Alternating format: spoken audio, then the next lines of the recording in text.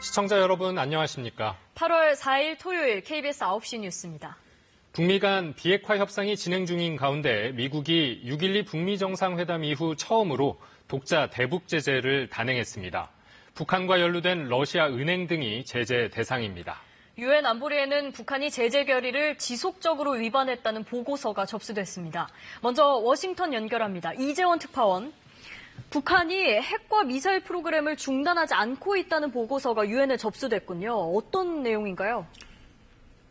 네, 유엔 전문가 패널이 작성해 유엔 안보리에 제출한 보고서를 로이터 통신이 입수해서 보도했습니다. 그 내용을 보면 핵심은 북한이 핵과 미사일 개발을 여전히 중단하지 않고 있다는 겁니다.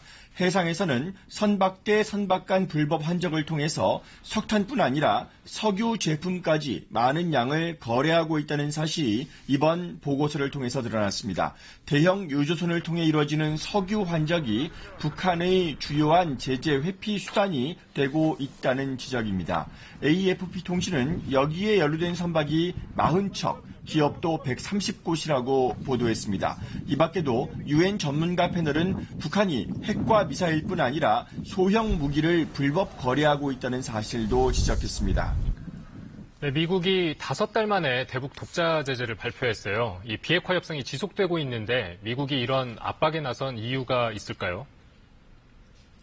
네, 미국 내 일부에서 비핵화 협상이 지지부진하다는 지적이 제기되고 있는 가운데 나온 트럼프 행정부의 대북 압박 전술로 볼 수가 있습니다. 주목할 부분은 미국이 북한과 거래한 러시아의 은행 한 곳을 독자 제재 대상에 추가한 겁니다. 아그로 소유주 상업은행이 그 대상입니다. 미국 재무부는 이 은행이 북한과는 2009년부터 거래해 왔고 올해 초까지도 유엔 제재를 위반해 왔다고 지적했습니다. 미국은 북한과 관련된 위장회사 2곳, 북한 사람 1명에 대해서도 추가 제재를 단행했는데 트럼프 행정부 들어서 11번째 독자 제재입니다.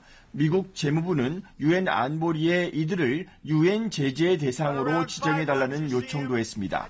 트럼프 대통령은 김정은 위원장에 대한 신뢰를 연일 강조하고 있는데 이런 상황에서 미국의 실무선에서는 비핵화가 완료될 때까지 제재는 유지돼야 한다는 입장을 재확인하면서 압박을 강화하는 양동작전을 펼치는 양상입니다. 워싱턴에서 KBS 뉴스 이재원입니다.